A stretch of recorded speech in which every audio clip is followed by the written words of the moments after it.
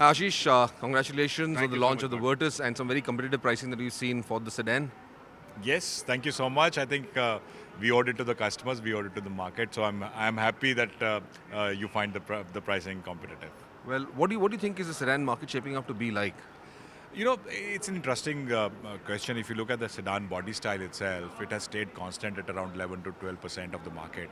The premium mid-size sedan segment actually was at around 95,000 cars last year.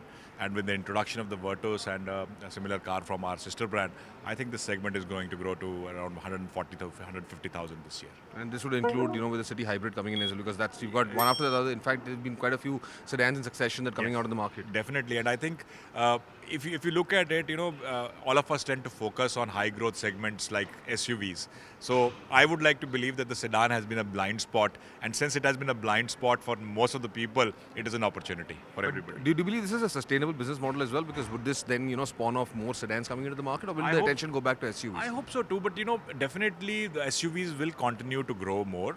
It is the preferred body choice, not only in India but globally. But at the same time, there is space enough for different body styles to coexist. Would this also mean, moving towards electrification, for instance? Would that be of interest where the sedans would probably grow better or do something different compared to SUVs? See, I think with electrification, the trend that we see is more towards bigger cars.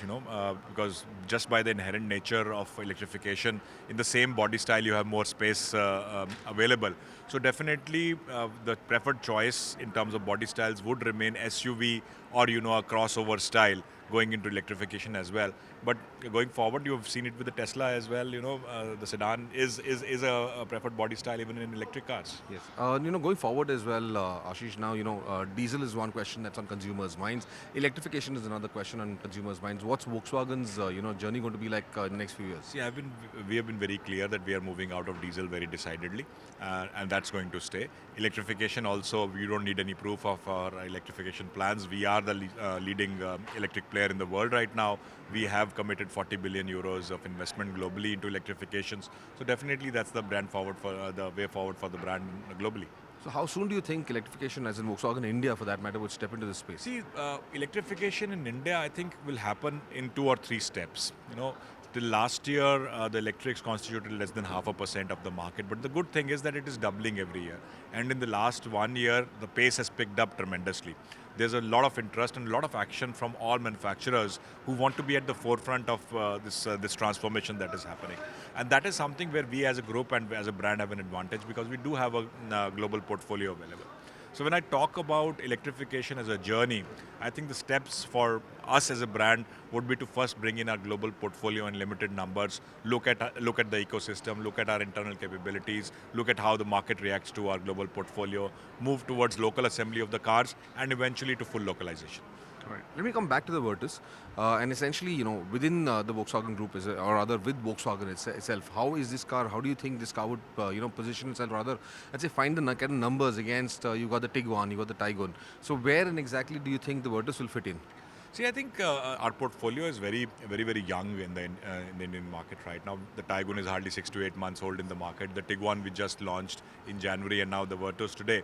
So definitely, it forms a large part of the volume part of our offering in the Indian market. In terms of numbers, by the sheer size of the segments, I think the Taygun would constitute a bigger portion of our sales. I would say maybe around 60% of our volumes would be 50 to 60% of our volumes would be the Taygun, and the rest made up by the Virtus and the Tiguan. Right. Two interesting, there's a few interesting bits that I picked up from the presentation also that we had. And one of them, of course, was the car being exported to 25 markets around the world, which is probably the largest that you guys have done at this point in time, or is it the same, similar to what the Taygun? Yeah, so it's similar to the Taygun, but we are adding a couple of markets with the Virtus. For example, the Virtus will be also exported to the market of South Africa and some other African countries. So definitely there are newer markets where the sedan body style is still popular. Right. Coming to the one question on everyone's mind is deliveries and, of course, led by the semiconductor shortage, supply chain issues as well. How well prepared is Volkswagen, with the Virtus essentially to cater to that demand and whatever the deliveries will be like? Yeah. So if you look at, we opened the pre-bookings of the Virtus around 2 weeks back, and in those 2 weeks we've already picked up around 4,000 pre-bookings. So our focus at this point of time is to cater to these pre-booking, the customers who have pre-booked. It doesn't mean that we will be able to cater to all those pre-bookings depending upon the variant that they have booked. So our endeavor will be to provide very transparently the delivery timelines to customers.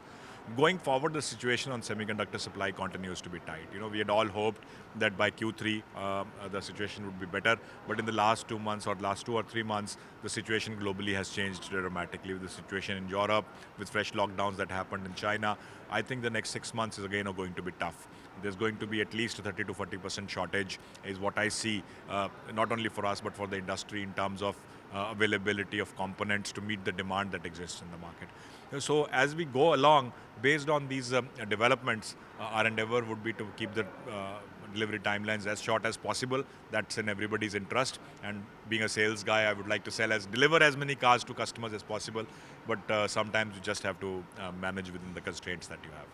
Another strong message that came across through your presentation also was the cost of ownership, and that is something that Volkswagen has worked very well on, for that matter. 40 paise per kilometer on the 1 litre Virtus and 45 paise on the 1.5 litre Virtus. How do you manage to kind of bring it down to that level? See, I think it's a combination of factors or combination of actions that we have taken. Since this was a fresh platform we were working on right from the design stage, we worked on higher localization, and with the localization of up to 95%, that does flow into the cost of parts as well.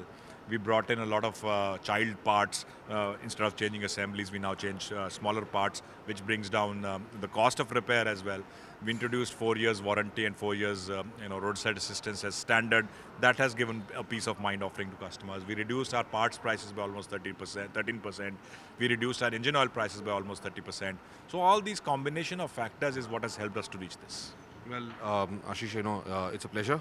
It's great to see a sedan coming back, and I'm hoping that this wave of sedans is able to create an even bigger wave in the market. So all the best to you and to Volkswagen India, and let's hope the Virtus does what it's expected to do. Thank you so much, Bert.